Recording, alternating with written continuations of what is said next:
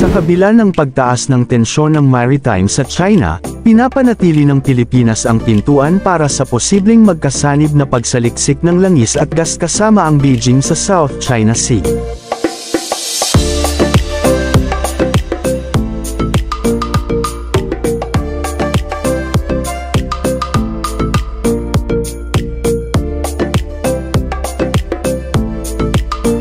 Sinabi ni Foreign Affairs Secretary Enrique Manalo habang natapos ang government level noong nakaraang taon ng walang kasunduan, ang Pilipinas ay nananatiling bukas sa mga negosasyong hinaharap.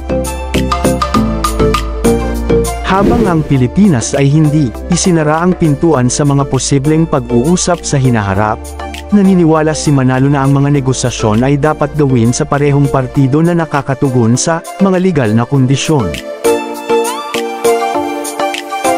Noong nakaraang taon, kinumpirma ng Korte Suprema na may katapusan ng desisyon nitong January 2023 na nagpapahayag na ang kasunduan sa pagsaliksik ng joint oil ng 2005 sa Pilipinas, China, at Vietnam sa South China Sea ay hindi konstitusyon. Pinasyahan ng Korte na ang Tripartite Agreement para sa Joint Marine Seismic Undertaking, JMSU, ay lumabag sa mga probisyon sa konstitusyon kung paano mabuo ng Pilipinas ang likas na yaman nito. Ang kasunduang ito, na nilagdaan sa panahon ng pangangasiwa ni Arroyo, ay sumasakop ng humigit kumulang na 142,886 square kilometers sa pinagtatalo ng tubig, na may tinatayang 80% of the exclusive zone of the Philippines. Sa pagpapasya nito, partikular na nabanggit ng Korte Suprema na ang JMSU ay hindi sumunod sa alinman sa apat na mga mode para sa paggalugad ng mapagkukunan na pinapayagan sa ilalim ng Konstitusyon ng 1987.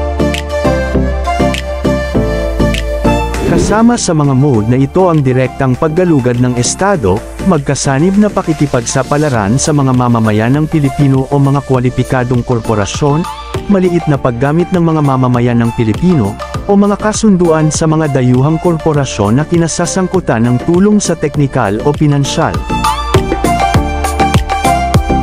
Itinampok ng kalihim ng DFA ang diskarte ng Pilipinas sa pagbuo ng pagiging matatag sa pamamagitan ng pag-iba-iba ng mga pakikipagsosyo. Nabanggit niya ang patuloy na pagsisikap upang palakasin ang ugnayan sa mga bansa na lampas sa China. Aniya pa, ang ginagawa ng Pilipinas, sa totoo lang, ay tinitiyak na mayroon tayong pagiging matatag at kakayahang umangkop kung sakaling hindi inaasahan.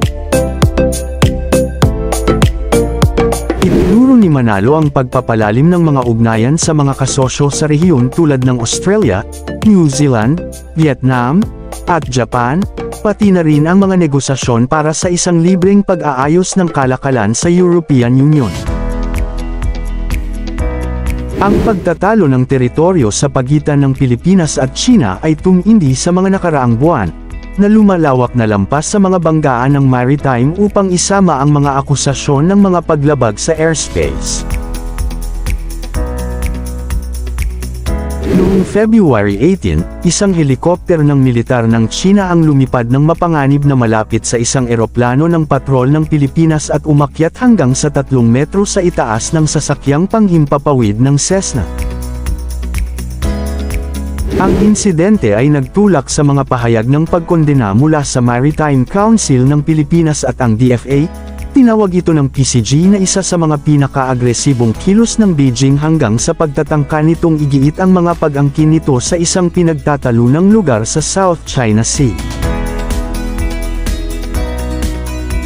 Samantala, ang rason na pinangunahan ng Prime Infra at ang natural na exploration ng gas na Prime Energy, ang operator ng pasilidad ng natural na gas ng Malampaya, ay muling nagsabi ng kanilang pangako to drill new deepwater wells at the offshore gas field this year and produce commercial gas come 2026.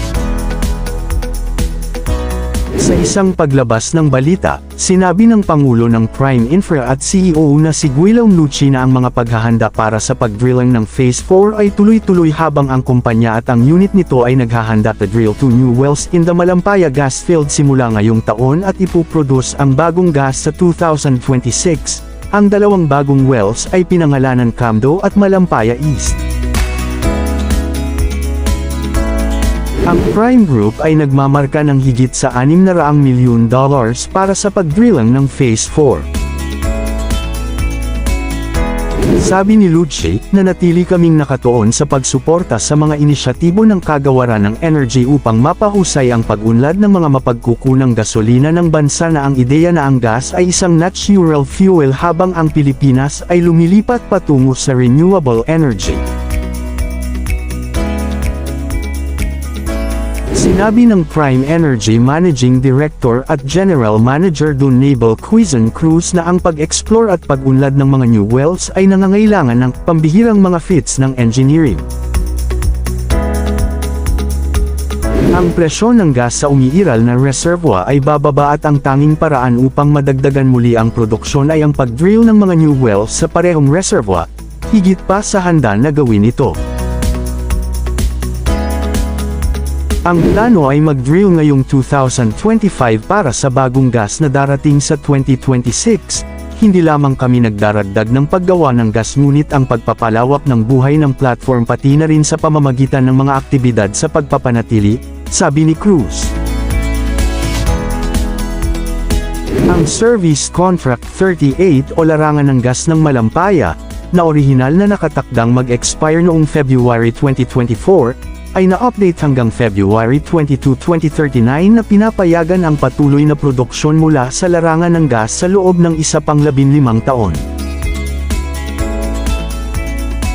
Ang SC38 ay gaganapin ng Malampaya Consortium na pinamumunuan ng Prime Energy, kasama ang UC38 LLC at ang state-run Philippine National Oil Company Exploration Corporation, PNOCEC. Ang proyekto ng Malampaya Deepwater Gas to Power ay ang una at tanging indigenous gas resource of the province of Palawan.